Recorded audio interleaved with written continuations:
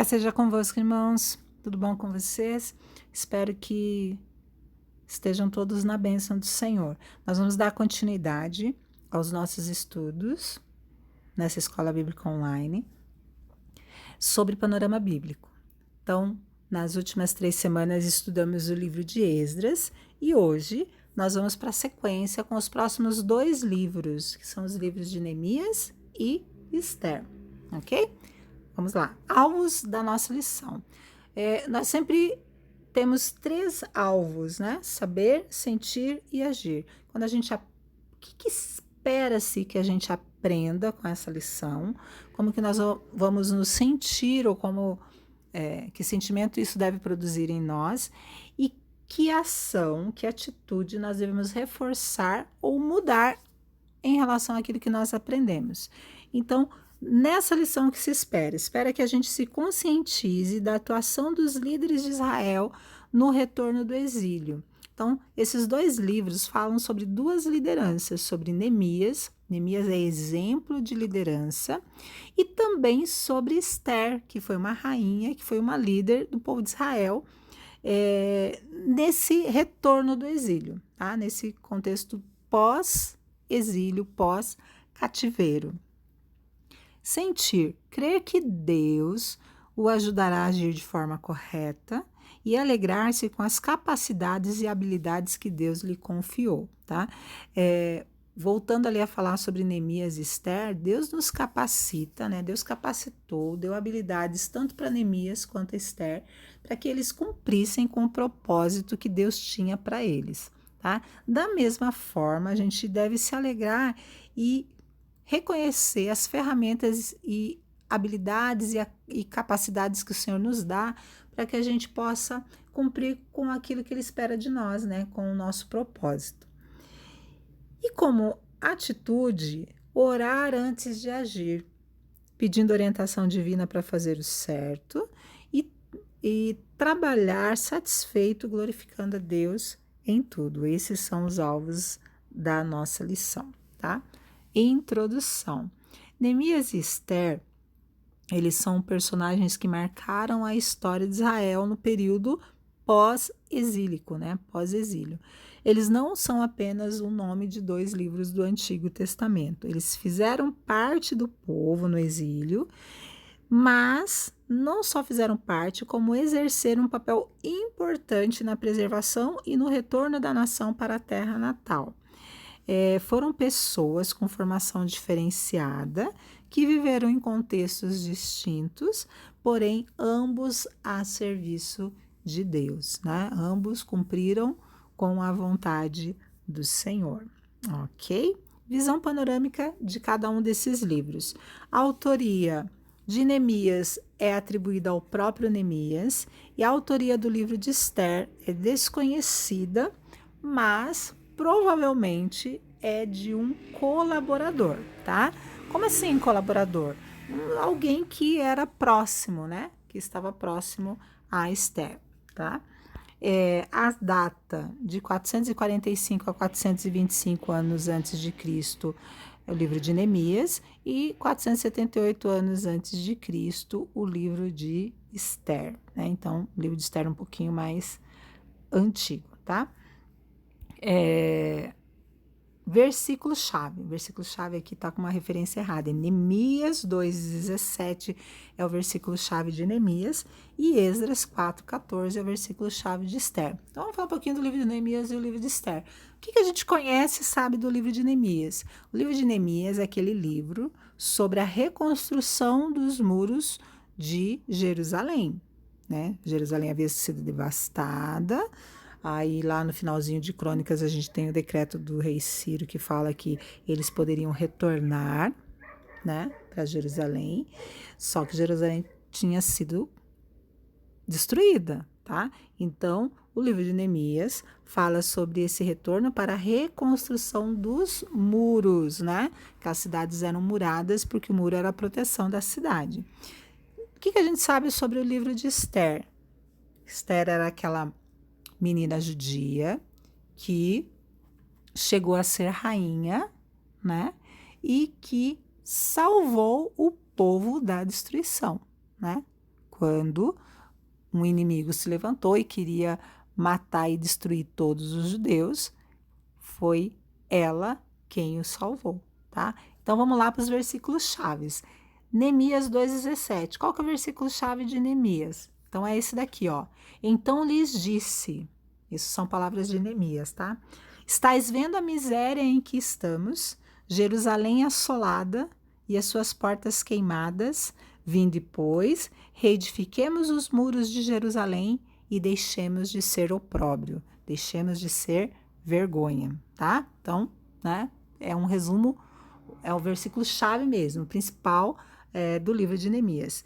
Quanto ao livro de Esther, o versículo chave é o versículo 4:14. Então, vamos lá, versículo chave de Esther. Lembrando lá daquela historinha que eu falei, né? São palavras de Mordecai, ou Mardoqueu, depende da tradução da Bíblia, né? Para Esther, que diz o seguinte: porque, se de todo te calares agora, de outra parte se levantará para os judeus socorro e livramento, mas tu e a tua casa, ou tu e a casa de teu pai perecereis. E quem sabe se para a conjuntura como esta é que foste elevada a rainha? Então, traduzindo aqui o que ele disse, né? Se você se calar, vai se levantar quem vai nos livrar, porque ele confiava em Deus, né? Agora, pense bem, será que não foi para isso que você está nessa posição de rainha, né? Que você chegou a ser elevada a rainha? Tá? Isso são palavras de Mardoqueu ou de Mordecai para Esther. Voltando lá ainda nas informações básicas, palavra-chave de cada um dos livros. Palavra-chave de Neemias, construção, porque era a construção dos muros. Palavra-chave de Esther, soberania, né? Livro da rainha, soberania. Amém? Visão panorâmica do livro. Então, esboço de Neemias, do capítulo 1 ao capítulo 13, né? Falando um pouquinho de Neemias. Do capítulo 1 ao capítulo 7, centra-se na figura de Neemias, né? Do líder Neemias, e fala sobre a reconstrução dos muros. Então, falando um pouquinho do livro de Neemias. Neemias era copeiro do rei.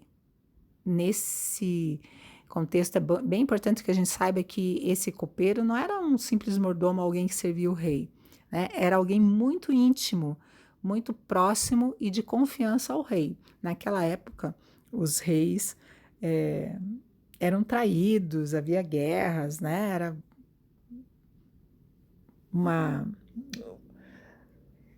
envenenavam a comida do rei. Então, qual que era a função do copeiro? Ele comia da comida do rei para ver se não tinha veneno nenhum, né? Então, diga se é alguém de extrema confiança do rei, que o rei confiasse muito. Esse era Neemias, né? E já havia, né? O povo já havia retornado para Jerusalém por causa do decreto do rei Ciro. E o livro começa com Anani chegando, né? E Neemias perguntando como é que estavam as coisas em Jerusalém. E a Anani fala assim, tá tudo quebrado, tá tudo destruído, tá uma situação terrível, tá uma lástima. E isso entristece muito Neemias, né? E é nesse contexto aqui o livro começa, e Neemias toma, né, coragem e pede para o rei para que ele possa voltar e ajudar com a reconstrução de Jerusalém. Do capítulo 8 ao capítulo 10, entra Esdras, né? Neemias reconstrói os muros, e aí vem Esdras e faz Esdras era sacerdote, e faz a leitura das escrituras, né? E a renovação da aliança com o povo, né?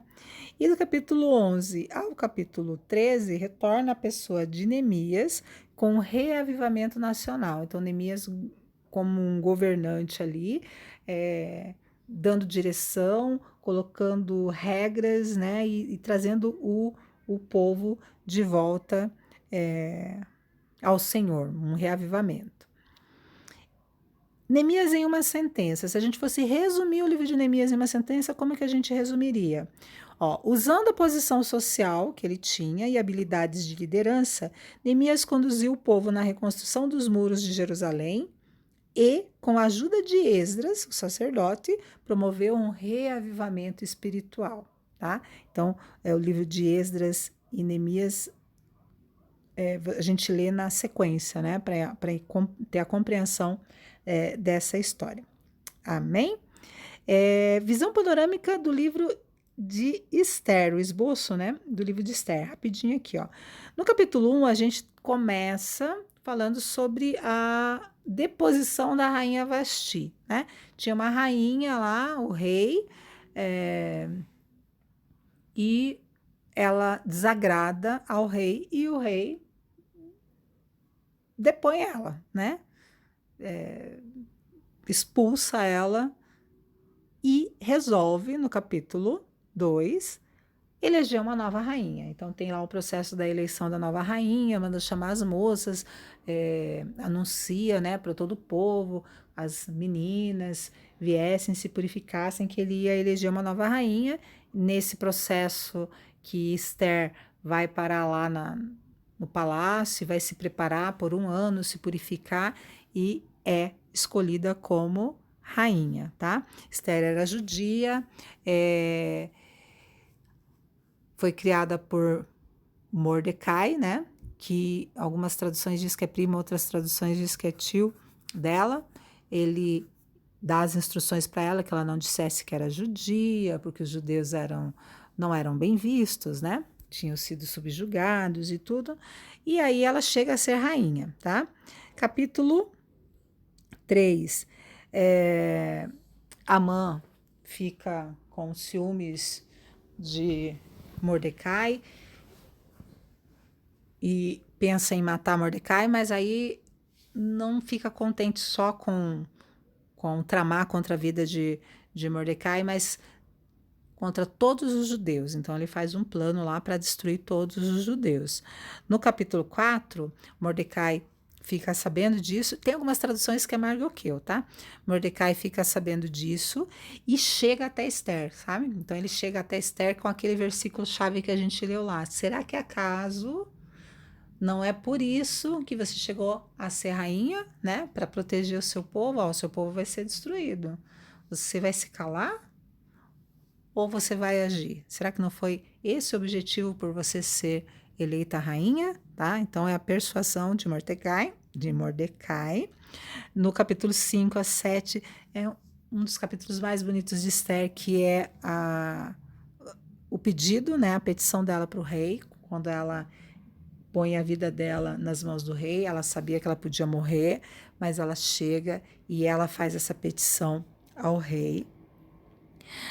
Do capítulo 8 e 9 tem a virada do jogo, né? Que Amã havia erguido lá uma forca para Mordecai, e no fim quem acaba na forca é ele. Capítulo 9, final do capítulo 9, tem a comemoração do povo judeu, que é a festa de Purim, tá? E a conclusão lá com Mordecai, tá? Esther em uma sentença para terminar, gente, que eu já passei do horário, tá? Então, ó, Deus permitiu a expulsão da rainha Vasti para que pudesse usar Esther, a nova rainha, a fim de preservar os cativos judeus.